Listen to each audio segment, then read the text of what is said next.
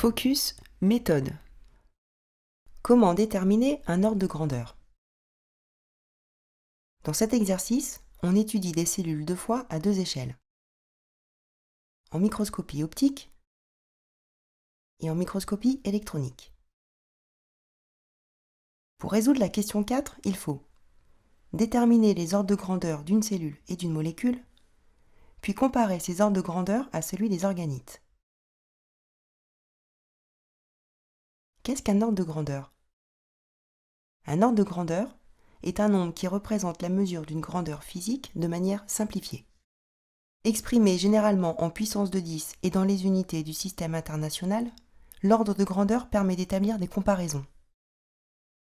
Ici, par exemple, nous utilisons le mètre car il s'agit d'évaluer la taille d'objet. Comment écrire un ordre de grandeur? Un ordre de grandeur s'écrit en notation scientifique dans l'unité du système international.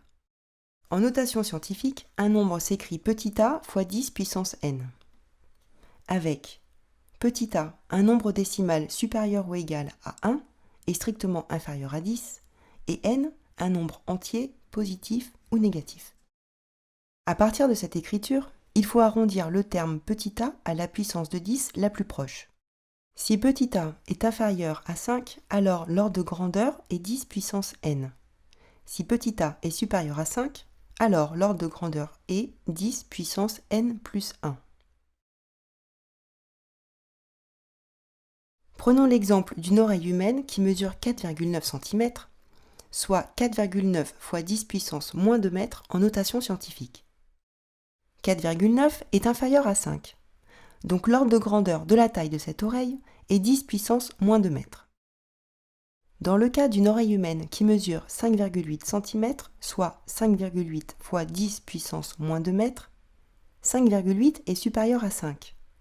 Donc l'ordre de grandeur de la taille de cette oreille est 10 puissance moins 2 plus 1, soit 10 puissance moins 1 mètre.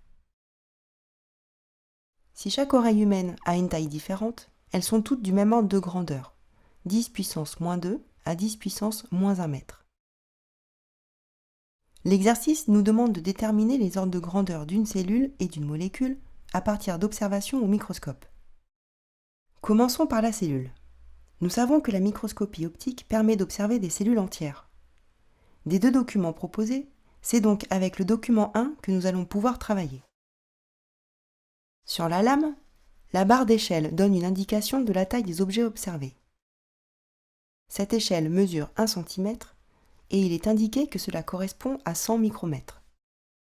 On mesure alors la longueur d'une cellule en centimètres sur la micrographie. Par exemple, cette cellule mesure 0,4 cm.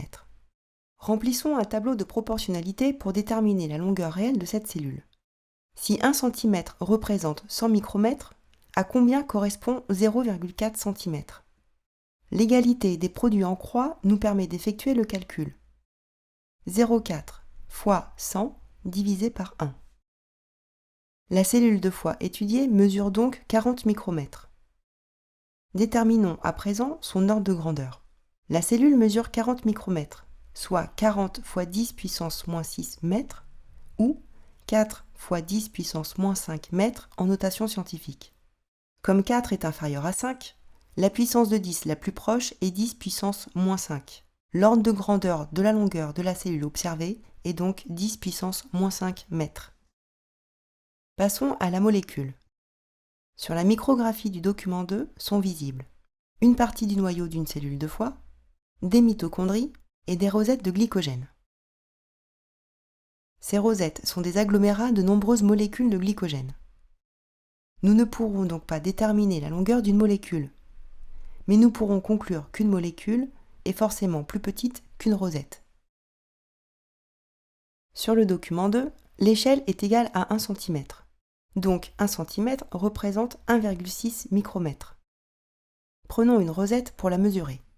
Celle-ci, par exemple, mesure 0,1 cm sur la lame. En reprenant notre tableau de proportionnalité, le calcul nous mène à une longueur réelle de 0,16 micromètres pour la rosette de glycogène. La longueur de la rosette de glycogène est égale à 0,16 micromètres, soit 0,16 fois 10 puissance moins 6 mètres, ou 1,6 fois 10 puissance moins 7 mètres. Comme 1,6 est inférieur à 5, la puissance de 10 la plus proche est 10 puissance moins 7. L'ordre de grandeur d'une rosette est donc 10 puissance moins 7 mètres. L'ordre de grandeur de la longueur d'une molécule de glycogène est donc inférieur à 10 puissance moins 7 mètres. Nous venons de déterminer les ordres de grandeur des longueurs d'une cellule et d'une molécule. Comparons maintenant ces ordres de grandeur à celui d'un organite. Dans ce contexte, cela signifie ordonner entre eux les ordres de grandeur des objets étudiés, du plus grand au plus petit par exemple. Faisons le bilan des différents ordres de grandeur. Organite, 10 puissance moins 5 à 10 puissance moins 6 mètres. Cellule, 10 puissance moins 5 mètres. Molécule, inférieure à 10 puissance moins 7 mètres. La cellule est l'objet le plus grand avec un ordre de grandeur de 10 puissance moins 5 mètres. Les organites viennent ensuite avec un ordre de grandeur compris entre 10 puissance moins 5 et 10 puissance moins 6 mètres. Enfin, les molécules ont un ordre de grandeur inférieur à 10 puissance moins 7 mètres. En résumé, pour déterminer un ordre de grandeur d'un objet, il faut calculer la longueur réelle de l'objet étudié en utilisant l'échelle fournie sur la micrographie, écrire la valeur de la longueur réelle obtenue en notation scientifique, déterminer la puissance de 10 la plus proche.